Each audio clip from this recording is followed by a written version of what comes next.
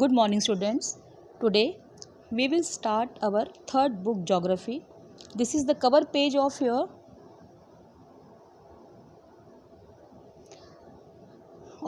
geography textbook, Resources and Development, and we are going to start our first chapter called Resources. Mona and Raju were helping Amma to clean their house. Look at all these things: clothes, utensils, food grains, comb, this bottle of honey, books. Each of these has a use, said Mona. That is why they are important, said Amma. These are resources. What is resource? Was Raju's question to Amma.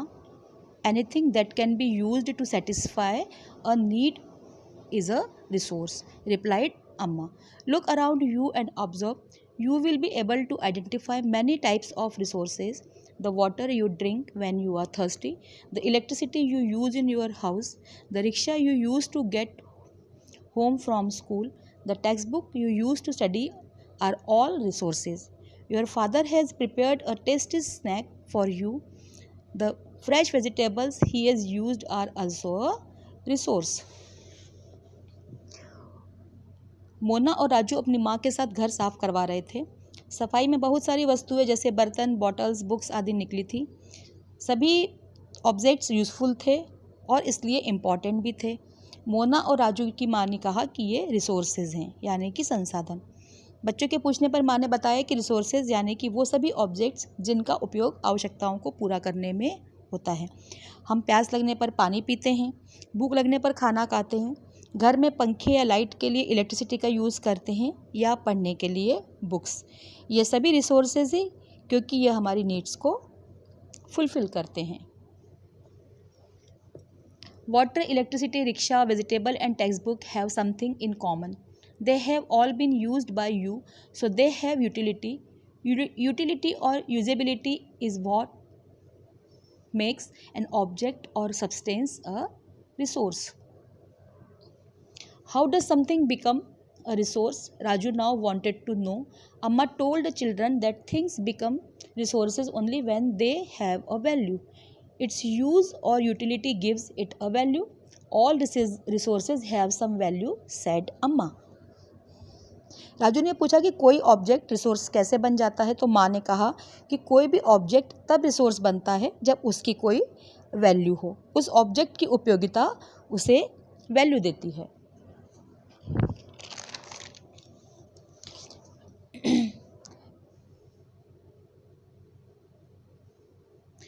Value means worth.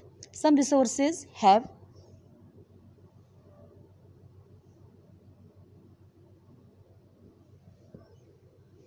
economic value, some do not. For example, metals may have an economic value. A beautiful landscape may not, but both are important and satisfy human needs. Resources valuable होते हैं। Value means importance. कुछ resources की economic value होती है और कुछ की नहीं। मेटल्स या क्लोथ्स या ऐसी कुछ और ऑब्जेक्ट्स की इकोनॉमिक वैल्यू होती है, लेकिन एक ब्यूटीफुल सीनरी या फोक सॉन्ग की इकोनॉमिक वैल्यू नहीं होती। लेकिन ये सभी ह्यूमन नीड्स को फुलफ़िल करते हैं। Some resources can become economically valuable with time. Your grandmother's home remedies have no commercial value today, but they are patented and sold by a medical firm. Tomorrow they could become economically valuable. कुछ resources समय के साथ valuable हो जाते हैं, जैसे कि home remedies. जब हम बीमार होते हैं तो कुछ घरेलू नुस्खे जैसे कि अदरक या तुलसी जैसी चीज़ों का यूज़ करते हैं, और ये चीज़ें हमें वर्थलेस लगती हैं क्योंकि ये हमें आसानी से घर में ही मिल जाती हैं। लेकिन इन्हीं वस्तुओं से बनने वाली कोई दवाई जब हम मार्केट से लेकर आते हैं तो उस मेडिसिन की एक वैल्यू होती है जिसे हमें पे करना होता है। Now come to the page number 2.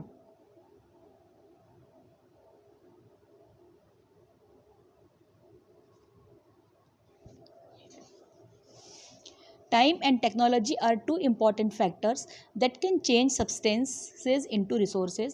Both are related to the needs of the people. People themselves are the most important resource.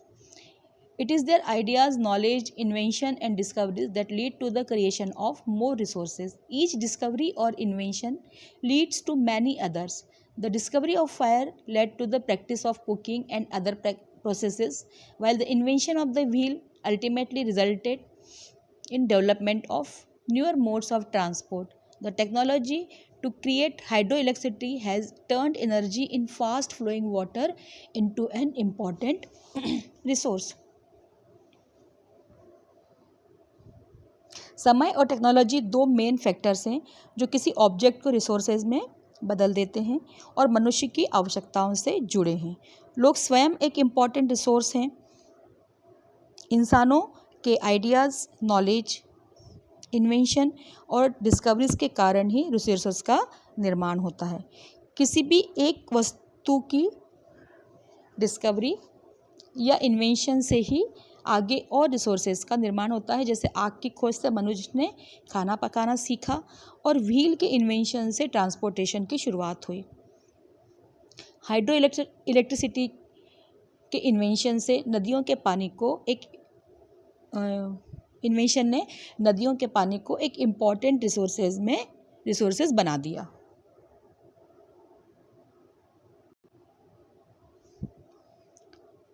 Types of resources. Resources are generally classified into natural, human-made, and human. Natural resources. Resources that are drawn from nature and used without much modification are called natural resources. The air we breathe, the water in our rivers and lakes, the soil minerals are all natural resources. Many of these resources are free gift of nature and can be used directly. In some cases, tools and technology may be needed to use a natural resource in the best possible way.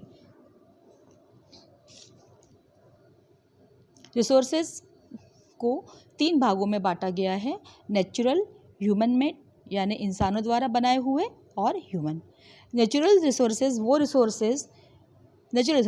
Resources जो हमें nature की ओर से मिले हैं और बिना किसी ज़्यादा परिवर्तन के इस्तेमाल किए जाते हैं, नेचुरल रिसोर्सेज कहलाते हैं। जैसे हवा, पानी, मिट्टी या मिनरल्स।